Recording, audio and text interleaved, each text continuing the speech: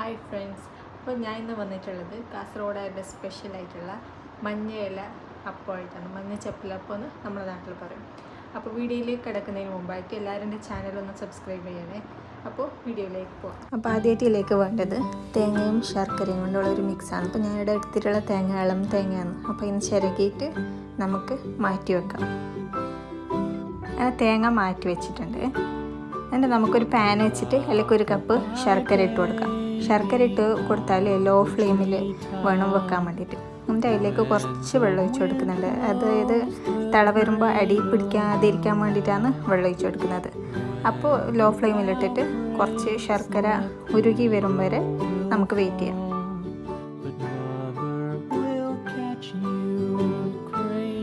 ശ്രദ്ധിക്കണം, ഇളക്കിക്കൊണ്ടേയിരിക്കണം, ഇല്ലെങ്കിൽ അടി പറ്റും. അപ്പോൾ ലാസ്റ്റ് സ്റ്റേജ് എത്തിയിട്ടുണ്ട്. അപ്പോൾ മൊത്തം ഉരുകി കഴിഞ്ഞാൽ നമുക്ക് അതിലേക്ക് തേങ്ങ ചേർക്കാം. പൊതുവേ ആൾക്കാർ ഇതിലേക്ക് ഏലക്ക പിന്നെ ജീരകം എല്ലാം ചേർക്കലുണ്ട്. ഞാൻ അങ്ങനെയൊന്നും ചേർക്കില്ല. എല്ലാം ചേർത്താൽ നമുക്ക് ആ ഒരു ഒറിജിനൽ ടേസ്റ്റ് കിട്ടില്ല, ടേസ്റ്റ് വ്യത്യാസം വരും. എനിക്ക് നാച്ചുറലായിട്ട് ഉണ്ടാക്കുന്നതാണ് ഇഷ്ടം. നമുക്കിതിലേക്ക് തേങ്ങ ഇട്ട് കൊടുക്കാം. തേങ്ങ ഇട്ട് കൊടുത്തിട്ട് നന്നായിട്ട് മിക്സ് ചെയ്യണം. നല്ലപോലെ മിക്സ് ചെയ്യാം. തേങ്ങ ഇട്ട് കൊടുത്താലും ലോ ഫ്ലെയിമിൽ തന്നെ വെക്കണം. അതായത് ശർക്കര ആകുമ്പോൾ സ്മെല്ല് ചേഞ്ച് ആവും. കരിഞ്ഞാൽ അതിൻ്റെ സ്മെല്ല് ചേഞ്ച് ആവും. അപ്പോൾ സ്മെല്ല് ചേഞ്ച് ആവാൻ പാടില്ല. അപ്പോൾ അതുകൊണ്ട് ഇളക്കി കൊടുത്തോണ്ടേയിരിക്കാം. ലോ ഫ്ലെയിമിൽ വേണം വെക്കാൻ വേണ്ടിയിട്ട്.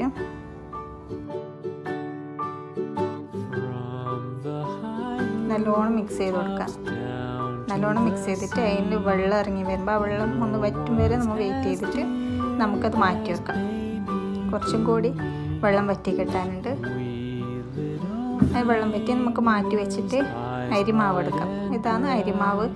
പത്തിരിയൊക്കെ ചുടുന്ന മാവില്ല, അതാണ്. അതിലേക്ക് ഉപ്പ് ഇട്ടിട്ട് ഉപ്പിടാം. ആവശ്യത്തിന് വെള്ളം ഒഴിച്ചിട്ട് ആ ഒരു പത്തിരിയൊക്കെ ചുടുന്ന കൺസിസ്റ്റൻസി ഇല്ലേ, അതിലേക്ക് നമ്മൾ നല്ലോണം ഡ്രൈ ആയിട്ട് മിക്സ് ചെയ്തെടുക്കാം. നല്ലോണം മിക്സ് ചെയ്തിട്ട് നമുക്ക് ആ ഒരു ചപ്പാത്തി പത്തിരിയൊക്കെ ഇല്ലേ, ആ ഒരു കൺസിസ്റ്റൻസിയിൽ കിട്ടണം.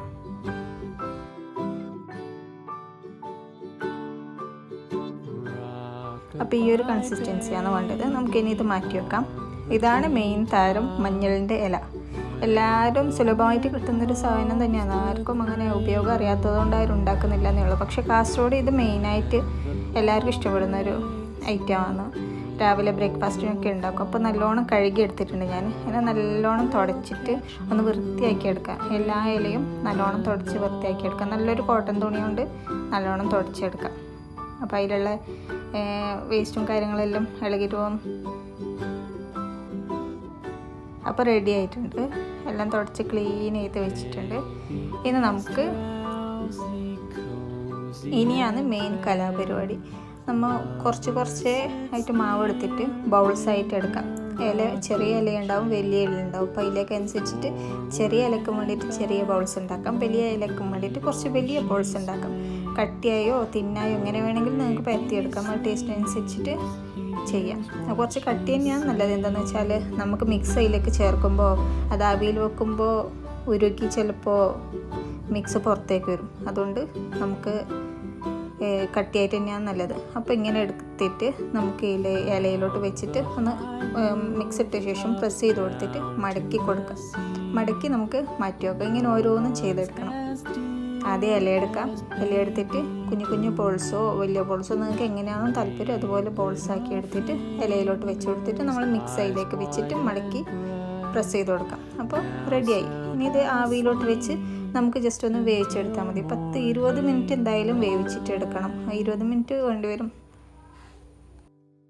അപ്പോൾ റെഡി ആയിട്ടുണ്ട്. നമുക്ക് ഇനി ഇത് ആവി തട്ടിലോട്ട് മാറ്റാം.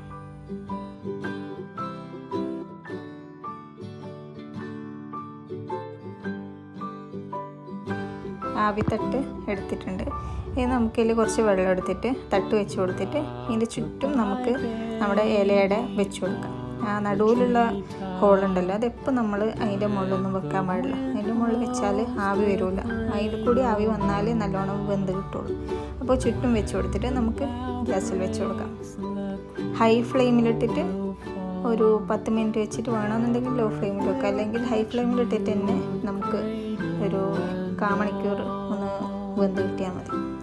നല്ല മണമായിരിക്കും, വീട് മൊത്തം മഞ്ഞളിൻ്റെ ഇലേൻ്റെ ഒരു മണമായിരിക്കും, നല്ലൊരു സ്മെല്ലാണ് അതിന്. അത് ഇലയുടെ ഒന്ന് മിക്സ് ആയല്ലേ നല്ല ടേസ്റ്റും, തിന്നാനും നല്ല ടേസ്റ്റാണ്. അപ്പോൾ ഇലയുടെ റെഡി ആയിട്ടുണ്ട്. എല്ലാവരും മസ്റ്റായിട്ടും ട്രൈ ചെയ്ത് നോക്കാം കേട്ടോ, മറന്നു പോവല്ല. എല്ലാവരും ട്രൈ ചെയ്ത് നോക്കാം, എല്ലാവർക്കും ഇഷ്ടപ്പെടും. കുട്ടികൾക്കായാലും മുതിർന്നവർക്കായാലും എന്തായാലും ഇഷ്ടപ്പെടും. ഇത് നമുക്ക് ഈവനിങ് സ്നാക്കായിട്ടും ഉപയോഗിക്കാം, അല്ലെങ്കിൽ ബ്രേക്ക്ഫാസ്റ്റ് ആയിട്ടും ഉപയോഗിക്കാം. നല്ല ടേസ്റ്റാണ്, നമുക്ക് എങ്ങനെ ഏത് ടൈമിൽ വേണമെങ്കിലും തിന്നാൻ പറ്റിയ ഒരു ടേസ്റ്റി ആയിട്ടുള്ള ഒരു അപ്പം തന്നെയാണ്. എല്ലാവരും ട്രൈ ചെയ്ത് നോക്കാം കേട്ടോ. അപ്പോൾ ഓക്കെ, താങ്ക് യു.